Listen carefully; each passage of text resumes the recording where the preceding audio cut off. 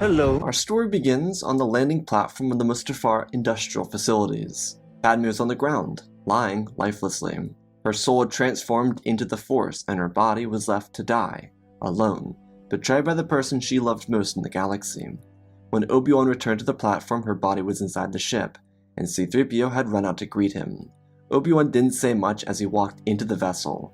Without instruction, 3PO went to the cockpit and the ship lifted off. Kenobi, on the other hand, ventured into the back of the ship and found Padme. R2 was next to her, and he was cooing sadly, as Kenobi pressed his hand against her skin. It was cold to the touch. He remembered her watching her fall to the ground before. When he felt her head, there was warmth, but now he panicked. He shook her gently and called her name, but there wasn't any movement. Obi placed his hand against her neck and felt for a pulse, then trying again with her wrist. Fear covered his body as he considered the possibility that she might actually be dead. R2 looked to him and then tried to offer assistance, but there was nothing. Obi-Wan took a deep breath and laid his hands on her arm. He closed his eyes and focused on the Force, trying to save her life. He believed that he could. Obi-Wan focused on the light side of the Force, feeling movement from within himself, and as he thought he was transferring a little bit of life into her, he was launched backwards and into the wall. His head was hit very badly, and he looked over before falling unconscious. Obi-Wan had attempted to learn Force Heal in the final months of the war, having had a premonition of something bad happen to Anakin. In this moment, Obi-Wan was trying to give his life over to Padme, so that the child could be born, one that likely was born to end the Sith. But that didn't happen, and when Obi-Wan woke up, they were at Polis Massa. A droid ran into the bay of the ship and pulled Padme out, bringing her into the medical facility. Kenobi was escorted by Bail and brought into a medical room. Obi-Wan sat down and rubbed his head. Yoda asked him what happened and he explained everything. To incorrectly use Force Heal was to hurt oneself. Yoda moved over to Obi-Wan's side, who was a lot more emotional due to the traumatic separation. The former Grandmaster expressed that he needed to be strong of mind and understand that some things were beyond his control. This death was not his burden. Obi-Wan nodded and looked down. The issue with the failed Force Heal was how it transferred memories into his mind. Not everything, but a great deal of Padme's life was pulled from her body and put into his. It just made everything worse. He could see some of her prideful achievements as if they were his own. He could feel what she felt when she fell in love, and how she felt losing it. The emotional burden ripped through his body. Yoda, on the other hand, turned his attention to Bail, who was walking towards them. R2 rolled over to Obi-Wan and beeped next to him. He placed his hand on the little droid as he looked up. Bail shamefully admitted that despite their attempts, the twins couldn't be saved. The trip through hyperspace, as well as all the time that Padme spent dead on Mustafar, played a huge part in it. While this wasn't meant to come off as an attack at Obi-Wan, it felt that way. The burden was his to bear. He was the one who didn't save Padme. Instead, he fought his former student and killed him. Kenobi's mind was a mess as he stood up and held his hand up, insinuating that he didn't want to be followed by the other two. They turned towards each other as Kenobi moved out of the facilities with R2 following closely behind him. Yoda and Bail turned towards each other as Bail asked what should be done, and the former Grandmaster didn't have an answer. They were informed of the twins nearly 20 minutes before. Yoda planned out scenarios in which they both survived, or only one survived, but he never anticipated both of them dying in this process. Now he was at a loss.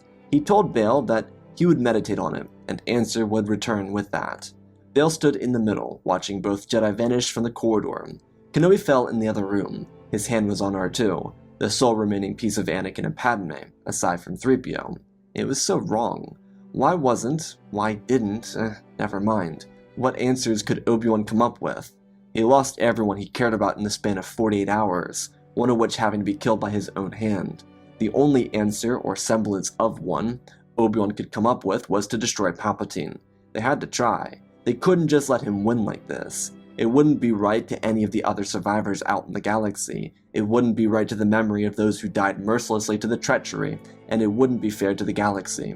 Obi-Wan wasn't sound in the mind, and he knew that, but he had the mental fortitude to win this duel. If he could make it through this fight, then he could deal with his emotions after.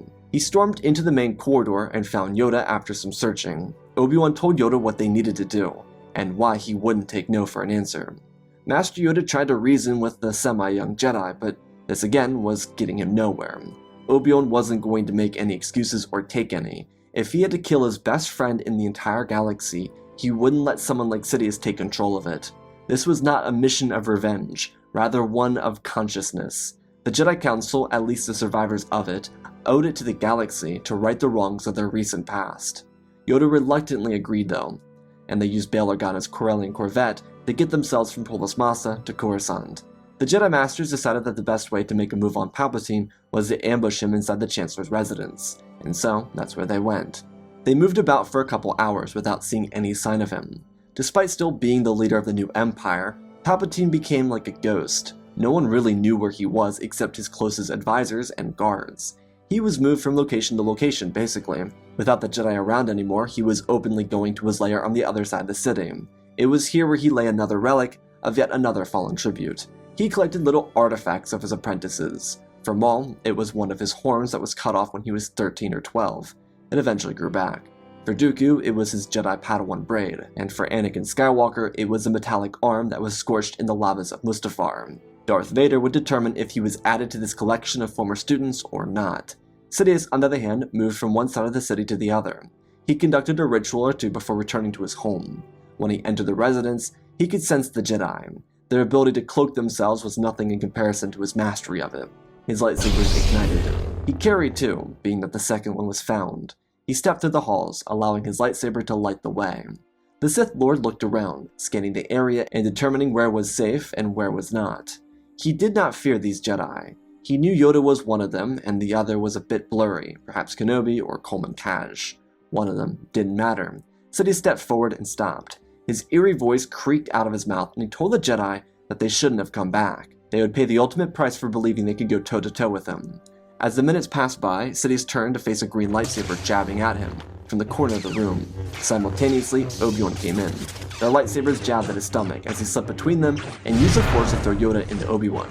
Yoda leapt up and countered Sidious before he could strike either of them down. Palpatine versus Yoda again. Their fight was even more intense as it began. Kenobi, on the other hand, got to his feet and used the Force to lob equipment at Palpatine. He ducked each object or cut them into pieces as he countered Yoda. The two avatars of light and dark tried their best at foiling each other's plans. Yoda understood what was on stake here. He and Obi-Wan could die, but they had to take Sidious with them. Obi-Wan switched from Form 4 and charged in, his aggressive strikes keeping Palpatine confused. The confusing thing for Sidious was Obi-Wan's quick aggression and even faster defense. But Obi-Wan kept switching between Form 3 and 4, which just messed with Palpatine's head, especially because at the same time, Yoda was doing the more advanced version of this. The only difference was everything was within Form 6. But Yoda didn't make that part obvious. It was a combining of every form he mastered and throwing it against Sidious. Without anywhere to run, Sidious called for his guards to come. He came, but Obi-Wan quickly moved in to attack them. In Palpatine's mind, this gave him a chance to control the battlefield. He tried to dominate Yoda out of control of the fight like he did before, but it continued to fail. Without all the room to do so, he couldn't take advantage. Yoda leapt up and sliced Palpatine's eye, as Obi-Wan shoved the royal guards back. His lightsaber cut through pike handles and used dormant pikes to jab into approaching guards. The Sith master plan wouldn't buckle. Sidious knew it wouldn't. He jabbed at Obi-Wan, who expertly blocked it, using the Force against Sidious, which he shedded like it was a gust of wind. He grinned and stabbed at Yoda, who dropped his lightsaber, and watched his blade roll to the ground. Yoda threw his hands up and caught the lightsaber with the Force. He used it to keep the weapon from piercing his skin. Sidious attempted to strike with the other blade, but Obi-Wan blocked it. As he tried to throw his other blade forward, Yoda threw it out of his hands and Obi-Wan grabbed it, igniting the red lightsaber and pulling into his hand as he thrusted it forward. Sidious pulled away and smiled. He taunted Obi-Wan, telling him to use his aggressive nature. Kenobi dropped the Sith weapon, cutting it into pieces as he turned to Yoda and they nodded, moving in. Their strikes became even more precise as Sidious batted away each attempt on his life. He grinned without buckling, and each strike felt meticulously planned out. Sidious didn't have a single drop in confidence, and without his royal guards, he looked as if he could take on the entire former Jedi Order alone. Sidious forced Kenobi back and threw him from his feet as he toppled across the ground. Kenobi then knew that Sith relics responded negatively to the light, so he pulled his Sith vase off the stand as Sidious and Yoda continued dueling. Kenobi dropped the vase and batted it at Sidious, who turned back and was blasted in the face by the metallic object that ricocheted off of Obi-Wan's lightsaber. He stumbled, blocking a strike from Yoda before spinning and diving forward. Kenobi blocked the strike and cut Palpatine across the jaw, as Yoda lunged in his direction and finished the job with one final strike. That should be victory, right? To the Jedi, it felt too good to be true, but it was, and they escaped. Sidious's death was revealed as a Jedi strike, and as a result, the Jedi were to be exterminated no matter what. the Empire could legitimately support a purge of the Jedi Order. Tragically, for 2 other survivors of the purge, this meant they would find themselves to be unlucky. Vader was attacked by clones, and without defenses, he was slaughtered, and the same went for Grand Inquisitor. Despite them technically being Darksiders, the Empire didn't care, and without Sidious's protection, it didn't matter.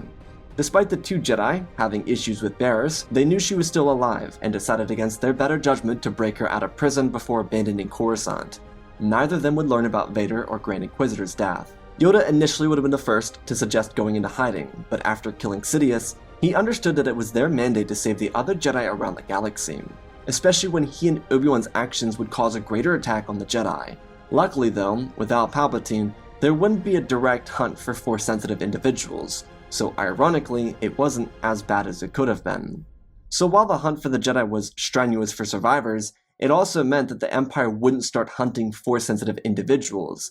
The Jedi were meant to bear the weight of the galaxy, now they would. But for Yoda, this meant he needed to step up and take a hold of his responsibility. As Yoda upheld his can-do attitude, Obi-Wan, C-3PO, and R2-D2 went on their own little mission. Kenobi on the way to Coruscant told Yoda that he would serve until Sidious was dead. Afterwards, he would need to focus on his fight against his inner self. Yoda was understanding of this, and so they split up. Yoda went with Barriss, who was still very genuinely surprised by Yoda and Obi-Wan's care for her, to find the other Jedi. Barriss was broken out because the Jedi believed she'd be executed, believing that that wasn't a fair fate for her, but also that she could be redeemed. Kenobi, on the other hand, returned to Mandalore, a system decimated by the siege that had just ended. There was still a clone presence on the system, thanks to Palpatine's rule, but in the weeks following his death, they would be evacuated. Kenobi, instead of going just to Mandalore, went to Kalevala, the home of Castle Kryze. Despite Satine telling him that he was always welcome there, the Princess of Mandalore didn't know he was there. Luckily for the 2 of them, there was no reason for Bo to be on Kalevala as it was. She was too busy trying to become the leader that her sister once was. Obi-Wan came here to try and find peace in his mind. It would be very challenging for him, but with patience and dedication, he trusted that the Force would guide him down the path he needed to be on. Yoda, on the other hand, was quickly running off to find Jedi Masters in locations he knew them to be in, and truthfully, while it seemed like a bad idea to have Barriss and free her, Yoda trusted that she made a mistake as an adolescent, not something she would truly hold in her heart. She was free to go off on her own after Sidious's death, but she, in a rash decision herself, decided to stick around with the Grand Master. The few Jedi Yoda ran into immediately were Masters Kirik Infla, who was on his Barash vow, and Master Eth Koth, who had been removed from the High Council.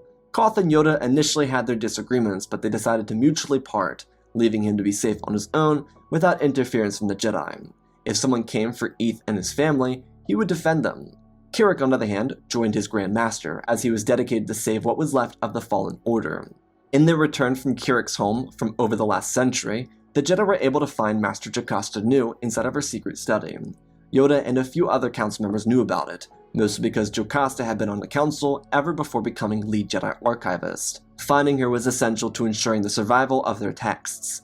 But the thing is, the Empire wasn't focused on the destroyed Jedi Temple. The key difference between a Senate-led Empire and a Sidious-led Empire was their focus on the Jedi and the Force. Palpatine very early on planned to erase the memory of the Jedi and the ability to use the Force.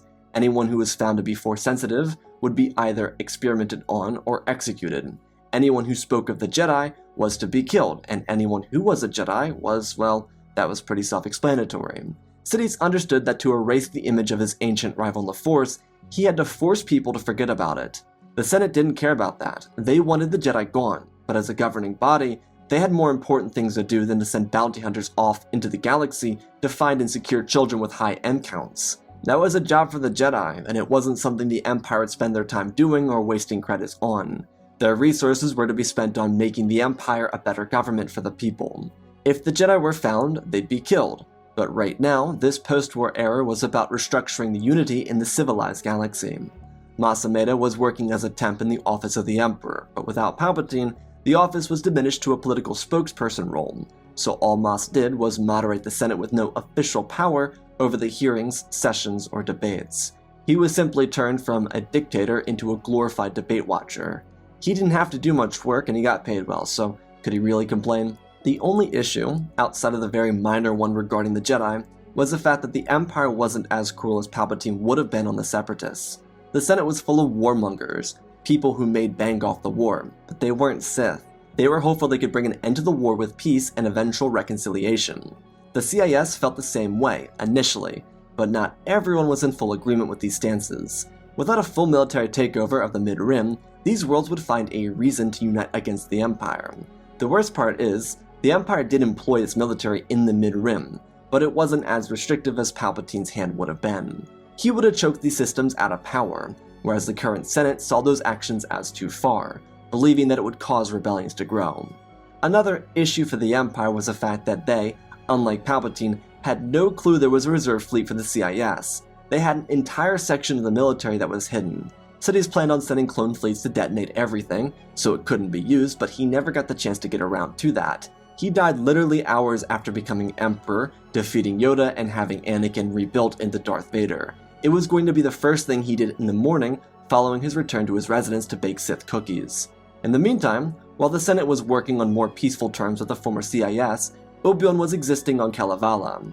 His life had become kind of mundane. He had spent days sorting out which memories were his and which were Padme's. A big reason the Jedi discouraged Force Heal was because, if done improperly, it could cause madness. That's what Obi Wan was experiencing, and despite him being a well-versed Jedi Master, he struggled immensely. Imagine what it could do to a youngling or Jedi Knight. He tried as hard as he could to try and overcome it, but it simply became an impossible feat for him. He was sitting in a castle, one where he once dreamed of spending his life, and all the people he cared about were gone. He had R2 and 3PO, and he was grateful for their company, though the unexpected company was the sister of his almost partner coming home. Bo wasn't really in the mood for unexpected house guests. She was coming back after she spent weeks trying to get the Empire off of Mandalore. Had Palpatine remained in office, they would have stayed. Without him, why would they? Mandalore wasn't an aggressive planet, not by at least Kree standards, and Bo was in charge. Why would Bo technically be any different from her sister?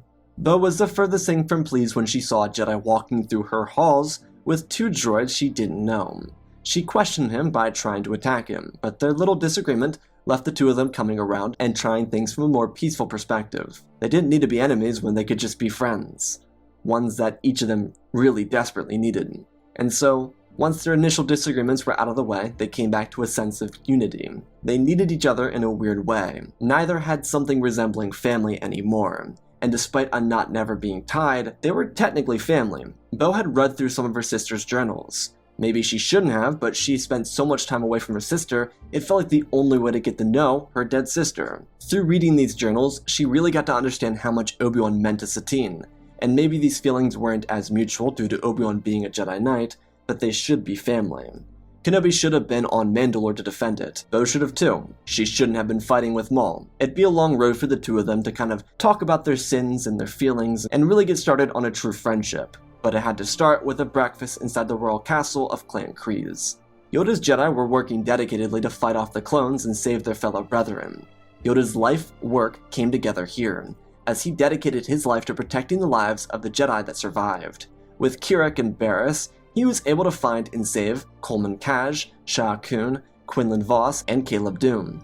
Though there was more trouble that awaited Yoda. While he was saving these Jedi, they were sending them to undisclosed locations around the Outer Rim. Jocasta uncovered sacred temples that were well maintained and hidden from the public records inside the Jedi Temple. She used these locations as beacons of light for the Jedi. Especially without the Sith existing, these beacons were lit as some of the surviving Jedi Masters went out to bring in other survivors. Though Yoda learned something troubling on one of his outings. Despite what the Jedi believed up until this point, it turned out that the clones were not acting out of their own beliefs or their own desires. The clones, most of them at least, would have stayed loyal to their Jedi generals, the ones that treated them with respect and cared about them at least. Others wouldn't have been so lucky, but a run-in with a unit of clones under Captain Rex's command gave the Jedi new belief, and it horrified them. Their past few months had been gutting clone troopers and doing away with them as if they were mindless drones. Rex informed them that the inhibitor chips were at play here, and this disturbed Yoda more than ever before. He spoke so highly of the clones at the beginning of the war. They were all unique in the Force, for example, and they were great soldiers, but he had been killing them, almost senselessly, for months. They could have been saved had they not been killed, and that was one of the most depressing pieces of information he had learned since Order 66 started. Not all the Jedi were totally broken up over this, and that was fair, considering what the clones had done to them since the execution of Order 66. But Yoda made sure that every Jedi within their new enclave understood that clones were not to be killed unless there were no other options. Yoda did understand that in the absence of a true order, the Jedi would lose some of their way. And when they saved everyone they could, there'd be a chance to regain some of their morals and understand their code in a new light. Despite the good the Jedi were doing in the galaxy, there was yet another problem brewing. Without Palpatine's abhorrent plans for the former CIS worlds, there was a rebellion growing. With Palpatine, this still would have happened, but the biggest difference was how mobilized for this conflict the Empire was. They were in the Mid-Rim, but they weren't in the Mid-Rim. Their forces were spread out thin, and they tried to approach the restructuring of the Empire with leniency. As it turns out, a couple Separatist loyalists accidentally found the reserve Separatist military, and upon its reactivation was the rebirth of the Clone War. Despite the Empire moving in a direction without the clones, there was no suitable replacement, so they were kind of strewn along until a conflict broke out. The clones were sent into battle, and the Second Clone War began. The only difference was, there were no Sith controlling the fate of everything that came from this war. The Jedi, who were not at all interacting with the political atmosphere, were blindsided by this. They thought that the Empire was mobilizing for a different reason, but a second Clone War, despite being bad for the galaxy, was good for the Jedi. Plus, in Yoda's mind, if they could earn public respect back, they might be able to make a return to the galaxy, even after the smear campaign ran by Palpatine and his loyalists, before and after his death. Though there was something else. As the Jedi numbers grew with the saving of Cal Kestis, Caloran Bak, Reva, Seer, Baylan Skoll, Grogu, Ram Koda, Trilla, Len Rakish, and so many more, they were also doing something else. Thanks to Yoda's orders going out to every Jedi regarding the clones, they were actively saving the clones too.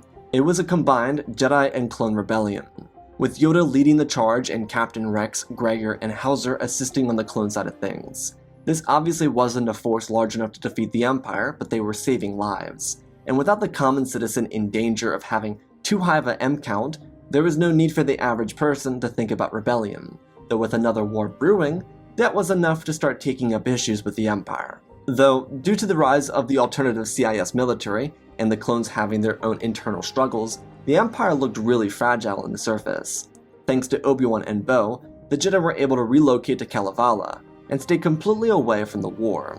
They'd build themselves a small little colony around the castle, and keep it hidden so Bo's family home wouldn't get targeted.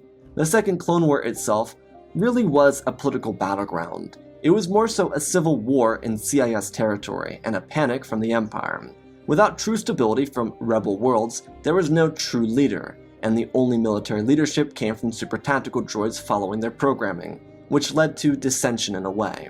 The droids didn't follow each other, but they also controlled their own little militaries with the influence of the few rebel leaders.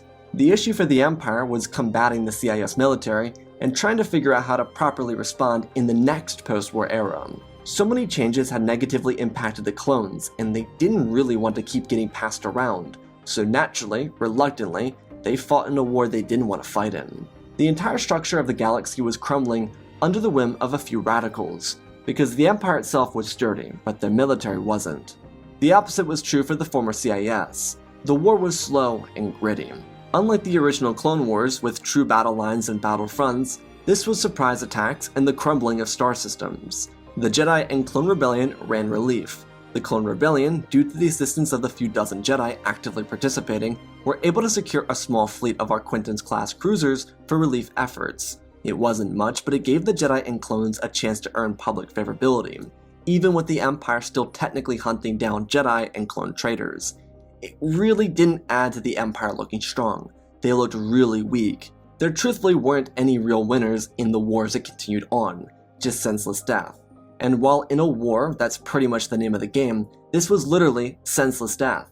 If the Empire lost, the galaxy would fall into a dark age. If the rebels lost, they would have gained nothing but an opening for the crime families, because they would see blood in the water and probably attack.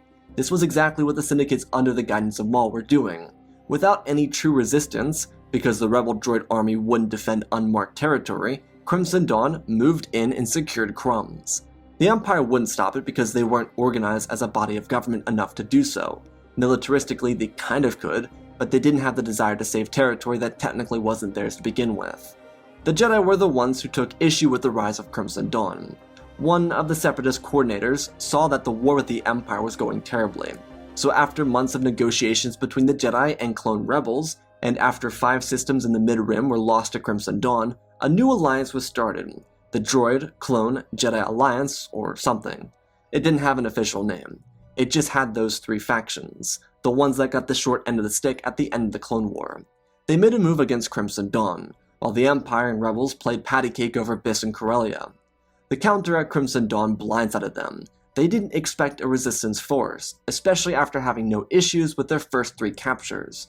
Maul spread out his forces, and because Bo had her personal issues with Maul, late into the second war that started at the same time as the Second Clone War, Mandalore joined the Alliance of Misfits. In a crushing and blindsiding attack, Crimson Dawn was curb-stomped by a force of battle droids, clones, Jedi, and Mandalorians. Maul was killed by a loose cannon during the battle, and the Alliance of Misfits kept going. If the Empire was going to be itself, then why not get their own political leverage? Due to rebel forces in the Mid-Rim and Core planting their forces on fortress planets, the Empire was stuck watching an endless siege take place on 2 incredibly important industrial worlds. All the while, the Alliance of Misfits was gallivanting across the Outer Rim. With a proper Separatist fleet, they couldn't really be stopped. They combined tactics of clone leaders, Jedi, Mandos, and super tactical droids, and they were unstoppable. After a few more months of sieges at Biss and Corellia, the Alliance had marched through former Syndicate territory planets. Tatooine, Nal Hutta, Zygeria, Obadiah, and Ormantel fell into their hands by the end of this time. With the rebellion getting crushed and the seemingly new faction taking a stance in the Outer Rim, the Empire called for more support to start another war, but the Alliance of Misfits made them look foolish. Yoda, a super tactical droid named Cthulhu, Rex, Cody, and Bo-Katan, after the end of the Second Clone War, went to Coruscant to represent the Alliance and speak on their mission statement. They weren't going to hold the planets they took. They just wanted freedom from the oppression of the Empire. The battle droids weren't to be shut down, and they'd have their battle programming wiped and allow their free minds to take up other professions in the galaxy. The clone army would have their inhibitor chips removed, and the Jedi would have the freedom to exist in the galaxy without being hunted. In exchange, the Empire would get a solid foothold in the Outer Rim. Fresh off the Second Clone War, the Empire needed another political win, and so they decided to go with this. There was a genuine risk involved in doing this and making this deal, but the bureaucrats saw the potential of trillions in this. A refurbished Outer Rim, one with a completely decimated crime ring, could be easy money. It would take years and lots of investment, but it could be the healing the Empire needed to pull away from these 2 wars. The people needed something to unify in. Without it, they'd have their fight with each other, and now without a scapegoat like the Jedi, clones, or droids. So this was their genuine opportunity to keep things peaceful. There were no rebels, and the Jedi and even many clones were willing to help out. They just had to be taken care of, specifically the clones. Bo and the Mandalorians were in a bit of a tough situation though. Mandalore had a lot of power over a rapidly collapsing neutral systems coalition. So Obi-Wan, the man who studied every move Satine made for the last 20 years or so, went in to assist Bo. It would be Jedi meddling in politics again, but actually doing so for the benefit of the galaxy.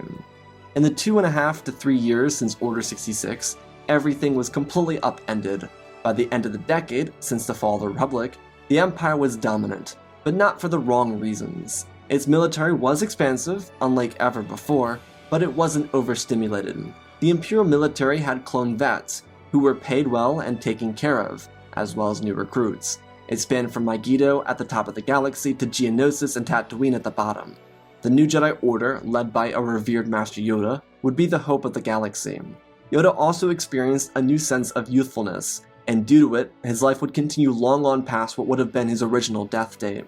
Mandalore recovered gracefully, and with Obi-Wan as an advisor, Bo was able to fill her sister's role, while also giving back to the more warrior-like Mandalorians in a balanced-out way. The people around the galaxy were coming together. There were still grudge matches, but they never escalated into actual violence. The Empire itself remained a system with a Speaker of the House, and nothing more, trying not to repeat the disastrous start the Empire had due to Palpatine's death. The Sith Lord was regarded as a martyr, and while the people of the core weren't the most trusting of the Jedi, the rest of the galaxy was. In the decades to come, the Jedi would be seen as Knights of the Galactic Empire, and ironically, it would be a Sith Lord who was remembered for establishing a new order, one that would bring peace and balance to a truly united galaxy. And that, my friends, is our story. Again, special thanks to all of our patrons: Benjamin Wells, Ozpin, Angel Dust, Wolf Lover 1997, Groot 36, Rosebird, Hunter Belden, Alexandria Reads the Beginning and End, Jango Fett Clone, Nick 5098, Ben Ingram, The Big Red Pure Mark, Diamond Constant, Darth Nemesis, Lord Tibbs, CC2024, Galvin Gaming, Tristan Mandalore, Sir William 7067, Darth Revan, Granddaddy Bane, Laliant, Sky Guy, Penguin, Cullen Rooney, Shark Midori, Nick, Michael Erlanger, The Last Jedi, Apollo, Weewu670, Annika Stank Runner, CT7567, Toaster Oven, Oz of Oz, Darth Knox, The Eternal Padawan, Joshua Tem, Johnny DeGuin, Sansa Skeleton, Jedi Sloth, Mr. Yeet Gamer, Lord Calig, Yelling Slayer 66, Mammoth Dudus, Anakin 003, Lord Draken, 460 Star Wars, Airbus, Rex the Wolf, May 3 First Names, Darksaint 46, Baron Joshua, and Lord Deadwing for supporting the channel. Smash that like button, support me in other ways. Check out Penti Patrol Cinema, there's cool things on there.